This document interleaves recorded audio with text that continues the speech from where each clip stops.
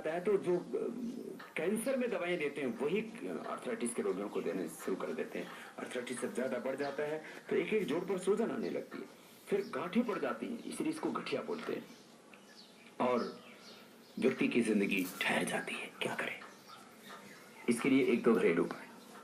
मेथी रात को भिगो करके सुबह खाली पेट उसको खाली अंकुरित करके खाने, उससे ज्यादा गर्म भी नहीं लगती, नहीं तो किसी किसी को मेथी गर्म पड़ती है।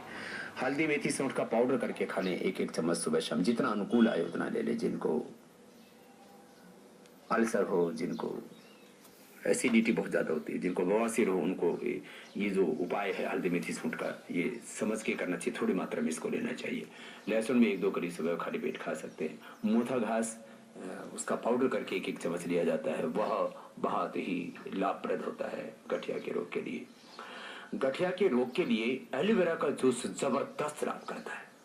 यद्यपि गठिया के रोग के लिए हम महावात विध्वंसन रस, प्रवाल पिष्टि, बृहत्वाद चिंतामणि, पुनर्नवादि मंडूर, योगराज गुग्गुल, सिंहराज गुग्गुल, त्रिदशांग गुग्गुल, इस तरह से अलग अलग प्रकार की औषधियां प्रयोग में लाते हैं। सामान्य रूप से किसी को भी जोड़ों में दर्द होता है तो हम एडवाइस करते हैं कि आप योगराज गुग्गुल एक एक गोली ले लीजिए, चंद्र प्रभावटी एक एक गोली खा लीजिए और शिराजित रसायन एक एक गोली का प्रयोग कर लीजिए।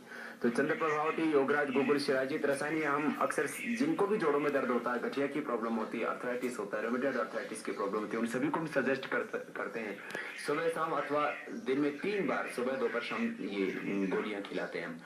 इससे लाभ होता है निश्चित रूप से अर्थराइटिस के रोगियों को। और जब बहुत ज्यादा अर्थराइटिस बहुत क्रिटिकल कंडीशन में होता है, माने आर ए फैक्टर यदि 20 तक होता है तो नॉर्मल माना जाता है, 20 से नीचे नॉर्मल माना जाता है। यूरिक एसिड 7 से नीचे होता है तो नॉर्मल माना जाता है। ESR 15 से नीचे होता है तो नॉर्मल माना जाता है। लेकिन जिनको ये रोमेटॉइड अर्थराइटिस की प्रॉब्लम, दस्तों की प्रॉब्लम होती है, उनका ये आर ए फैक्टर 500 तक पहुंच जाता है। ऐसी परिस्थिति में उनको महावात विध्वंसन रस 10 ग्राम, प्रवाल पिष्टि 10 ग्राम, फिर उसमें मोती पिष्टि मुक्ता शुक्ति भस्म देते हैं, गोदंती भस्म भी देते हैं किसी किसी को, और उसको पुनर्नवादि मंडूर भी देते हैं। बृहत्वाद चिंतामणि 1 से लेकर के 2-3 ग्राम तक महीने में प्रयोग कराते हैं। तो ये जो मैंने आपको औषधियां बताई, इनका पाउडर करके और सबको जो है 1 महीने में इसकी पुड़िया बना करके सुबह शाम देते हैं। इसको वैद्य की परामर्श के अनुसार ले सकते हैं। तो ये लाभ करती है सब औषधियाँ। इसमें 10 मूल क्वाथ भी देते हैं, पिड़ंत क्वाथ भी उबाल करके पिला देते हैं। बहुत से उपाय हैं। निर्गुंडी का रस पिला देते हैं, वह भी बहुत लाभप्रद होता है जोड़ों के दर्द के लिए। लेकिन इसमें एलोवेरा का जूस मैंने कहा ये अद्भुत होता है। 4-4 चम्मच एलोवेरा का जूस 2 या 3 बार पिया जाए। खट्टी चीजों का परहेज कराते हैं, उनको नहीं खाने देते हैं और खान पान पर थोड़ा सा नियंत्रण रखते हैं, भारी चीजों से बचते हैं और प्राणायाम नियमित रूप से करते हैं। कपालभाति अनुलोम विलोम हम आधा घंटा करा देते हैं जब आर्थराइटिस बहुत क्रिटिकल कंडीशन में होता है। तो कपालभाति अनुलोम विलोम करने से आर ए फैक्टर पॉजिटिव से नेगेटिव आ जाता है, यूरिक एसिड एकदम नॉर्मल आ जाता है, ESR भी एकदम नॉर्मल आ जाता है और गाउट की प्रॉब्लम तो दूर हो जाती है, ऑस्टियोपेनिया ऑस्टियोपोरोसिस की प्रॉब्लम दूर हो जाती है, हड्डियां मजबूत हो जाती हैं। बहुत जबरदस्त लाभ होता है। कपालभाति अनुलोम विलोम प्राणायाम अर्थराइटिस के रोगियों के लिए बहुत जरूरी है।